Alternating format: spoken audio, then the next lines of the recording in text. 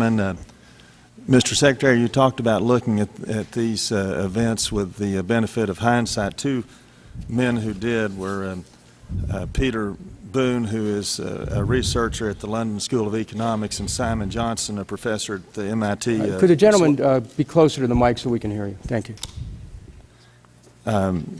Simon Johnson, a professor at the MIT Sloan School of Management, and they wrote in the New Republic magazine in the September 23rd issue, quote, "The Fed may well have mitigated our current crisis by sowing the seeds for the next one." And they say, in fact, the Fed has exacerbated the possibility of another similar, even larger crisis. In fact, the way they put it, they say, quote, "As a result, unless real reform happens soon, we face the prospect of another bubble burst bailout cycle that will be even more dangerous than the one we've just been through." Now, I assume you know that the American people are very, very angry about these bailouts and the bonuses and salaries that have come about through this, what most people see as a big government, big business duopoly. And they feel like this big government, big business duopoly has been manipulated in such a way as to allow just mind-boggling salaries and bonuses and allow very few elitists at the top to come out like robber barons or to an extent really not known in American history. Because of big government, through the Federal Reserve System, our free market system was not allowed to operate. And it seems to most of us that it's not capitalism when government uses billions and billions of taxpayer money to prop up a very few well-connected firms. Now that leads me to two questions. One, has the Treasury informed any of these financial giants that we will not follow too big to fail policies in the future? And secondly, do you think we should limit these salaries, these ridiculously excessive salaries and bonuses that are even being talked about even today in any of these firms that got taxpayer bailout funds? Congressman, that was a very thoughtful question. You asked exactly the right question. In a financial crisis, you face this tragic choice.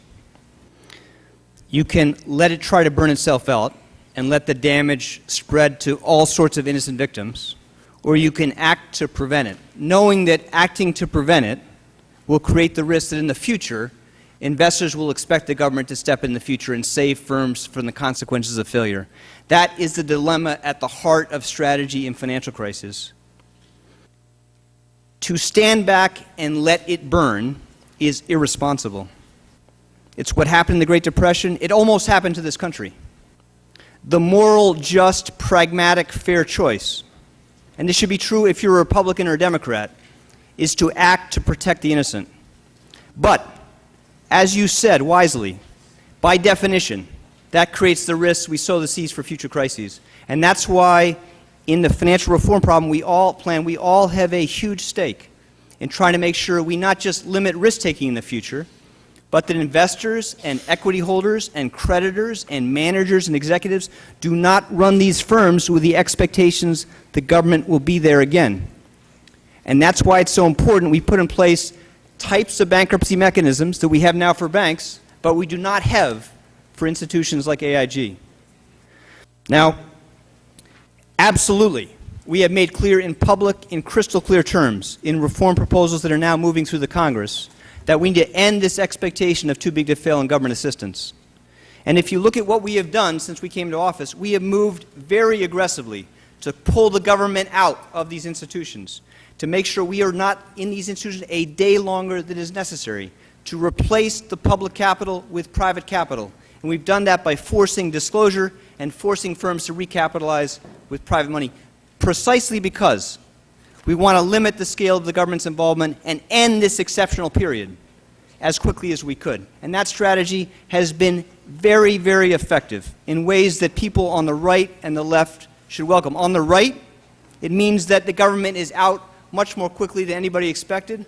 On the left, people should know with confidence now that we have far more resources now available to help address the long-term challenges we face as a country, to reduce our long-term deficits and try to meet the things that we have to do to fix what was broken in this country.